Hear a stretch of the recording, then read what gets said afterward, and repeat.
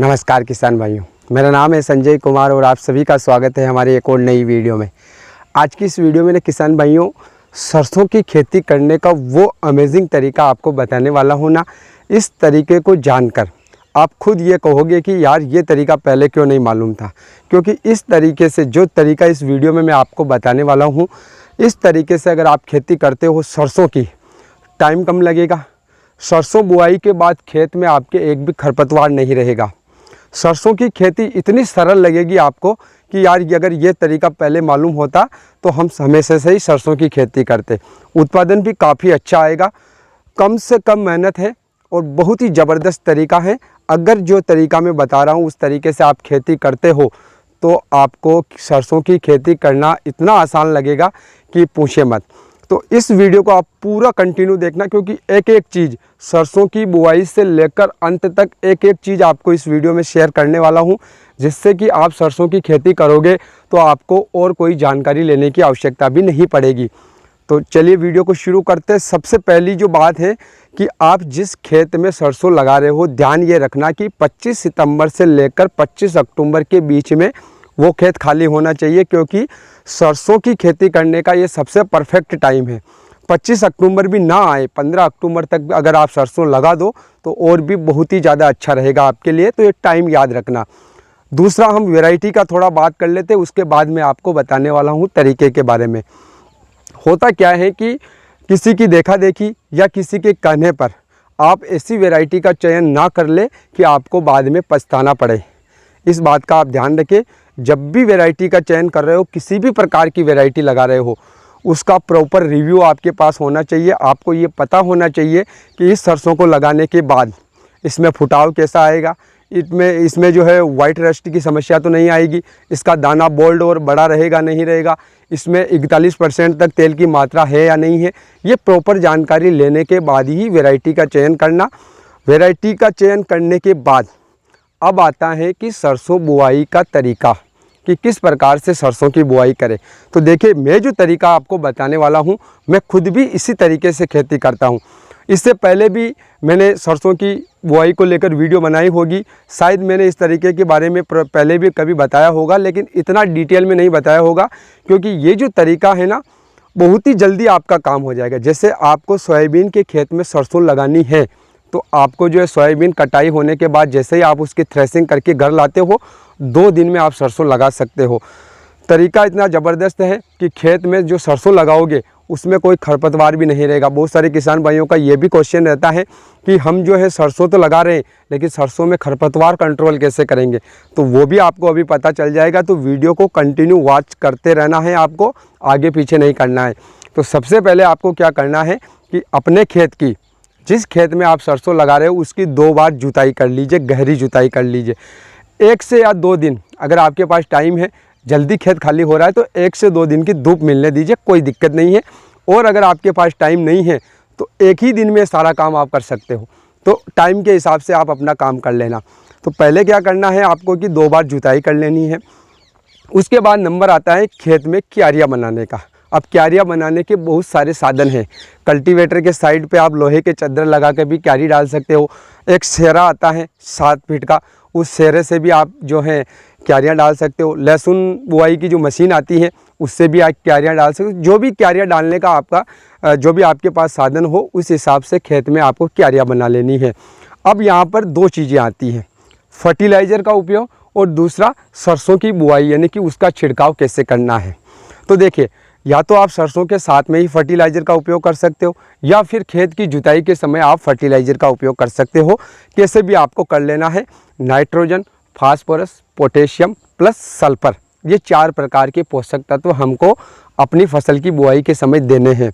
अब nitrogen, phosphorus, potassium, या तो NPK 12-32-16 ले लीजिए, 40-45 किलो प्रति एकड़ के हिसाब से खेत में उसका छिड़काव कर दीजिए, तो 3 उसमें हो जाएगी। उसके साथ में आपको 90% वाला जो बेंटोनाइट सल्फर आता है, छिड़काव करने में भी आसान है, धीरे धीरे फसल को मिलता रहेगा, उसको ले लेना है।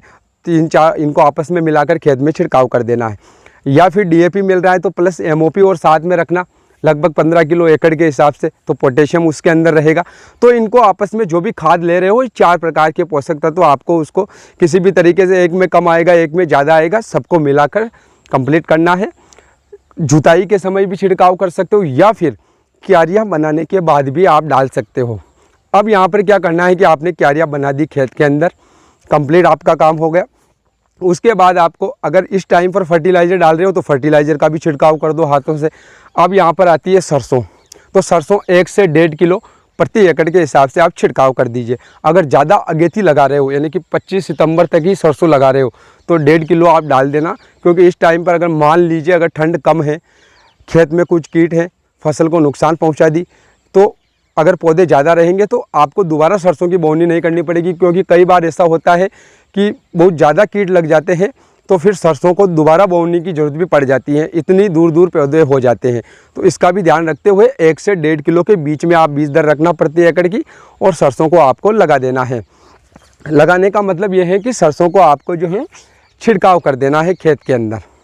ये तो हो जाएगा। इसके साथ में फर्टिलाइज़र भी छिड़काव कर सकते हो। अगर आपने पहले नहीं किया है तो यहाँ पर आप फर्टिलाइज़र का छिड़काव कर सकते हो। तो ये काम आपका हो गया। अब इसके बाद में आपको प्रत्येक क्यारी के हिसाब से पानी लगाना है।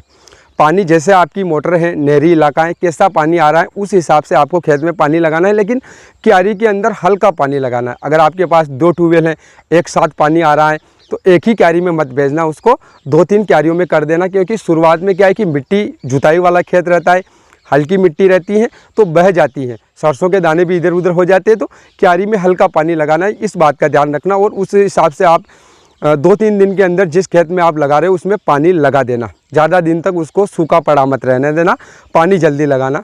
क्योंकि सूखे में हमने बोवनी की है तो जब तक हम पानी नहीं लगाएंगे तब तक सरसों का अंकुरण नहीं होगा। तो इस बात का ध्यान रखते हुए सरसों छिड़काव होने के तुरंत बाद हमको पानी लगा देना है। और छिड़काव हमने फर्टिलाइज़र का भी कर दिया। अब यहाँ पर एक चीज़ और आपको बीच में मैं बताना चाहता हूँ। अब आता है सवाल अपना कि खरपतवार को कंट्रोल कैसे करेंगे, क्योंकि सरसों अंकुरण हो जाएगी, खरपतवार होगा। तो आपको क्या करना है कि आप प्रत्येक क्यारी में पानी लगा रहे हो तो पानी लगाने के आगे आगे जो सूखे में जो पेंडामेथिलिन जो दवाई आती है खरपतवार को कंट्रोल करने वाली, उस दवाई का छिड़काव कर देना है। हम ऐसा ही करते हैं। सरसों के आगे आगे पीछे पीछे पानी लगता हुआ आ रहा है क्यारियों में, आगे आगे आपके पास टंकी पड़ी हुई है, दवाई का गोल पड़ा हुआ है, उसमें क्यारियों में छिड़काव करते जाइए, पीछे से पानी लगाते आइए। ऐसा भी नहीं है कि आपने पूरे खेत में छिड़काव कर दिया और पानी 2-3 दिन तक लगा रहे हो, फिर वो दवाई काम नहीं करेगी। इसका भी ध्यान रखना है। पानी के आगे आगे आपको दवाई डालना है और आप जो है उसमें फिर जो है पीछे से पानी लगाते आइए। तो इससे क्या होगा कि वो जो पेंडामेथिलिन है वो शुरुआती खरपतवार को रोक देगी। फिर सरसों के पौधे अंकुरण हो जाएंगे। सूखे में बोवनी कर रहे हो, 5 से 6 दिन के अंदर पौधे दिखाई देना शुरू हो जाएंगे। 8 से 10 दिन के बाद आपको दूसरा पानी लगाना है। अगर ज़मीन अच्छी है तो लगभग 25 से 30 दिन भी निकल जाएंगे, और हल्की ज़मीन है तो भी 15 दिन तो आपके निकल ही जाएंगे। उसमें आपको एक बार का यूरिया उपयोग कर लेना है और फिर से उसमें पानी लगा देना है। खरपतवार पेंडामेथिलिन उगने नहीं देगी। सरसों की बुआई आपने सूखे में की है और इसमें फिर 2 पानी और आपको देने की ज़रूरत पड़ेगी आपकी ज़मीन के अनुसार। अगर हल्की ज़मीन है तो 2 पानी की ज़रूरत पड़ेगी, और बढ़िया ज़मीन है तो केवल ही 2 पानी की आवश्यकता पड़ेगी या 3 पानी की आवश्यकता पड़ जाएगी। इससे ज़्यादा पानी की आवश्यकता नहीं पड़ेगी और आपकी सरसों की खेती हो जाएगी। इसमें आपको और कुछ भी नहीं करना है। लास्ट में एक ध्यान रखना है कि कभी कभी लेट बुआई होने पर सरसों की फलियों पर मोहिले का अटैक हो जाता है। मच्छर आता है ना, मोहिला मच्छर बोलते हैं उसको, उसका अटैक हो जाता है। तो उसके लिए आप जो है इमिडा का स्प्रे कर सकते हो। अगर उसका अटैक नहीं होता है तो फिर आपको किसी भी प्रकार का कोई खर्चा करने की आवश्यकता नहीं है।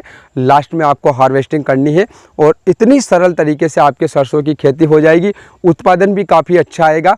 उत्पादन के लिए एक चीज़ और आप दिमाग में रखना कि ज़्यादा सरसों की सघन बोवनी नहीं करनी है। 1 से 1.5 किलो के बीच में ही प्रति एकड़ के हिसाब से सिलेक्ट करना है।